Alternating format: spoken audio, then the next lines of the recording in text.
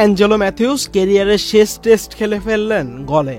ক্যারিয়ারের শেষ টেস্টটা হলো ড্র, জিততে পারলেন না ম্যাথিউস। ক্যারিয়ারের শেষ টেস্টে প্রথম ইনিংসে যখন ব্যাট করতে নামেন ম্যাথিউস, তখন বাংলাদেশের খেলোয়াড়রা তাকে দেয় guard of honour. Angelo Matthews as a player giving him the respect. প্রথম ইনিংসে ম্যাথিউস করেন 69 বলে 39 রান। অকেশনাল বলার মমিনুল হকের বলে আউট হন এই অভিজ্ঞ শ্রীলঙ্কান ব্যাটার। দ্বিতীয় ইনিংসে ব্যাট করতে নেমে ম্যাথিউস করলেন 8 রান, বল খেললেন 45টি।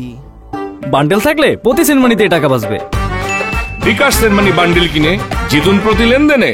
এবার আউট হলেন তাইজুল ইসলামের বলে। ম্যাথিউস সিলি মিড অফে দাঁড়ানো মমিনুলের হাতে ক্যাচ দিয়ে ফিরলেন ড্রেসিং রুমে।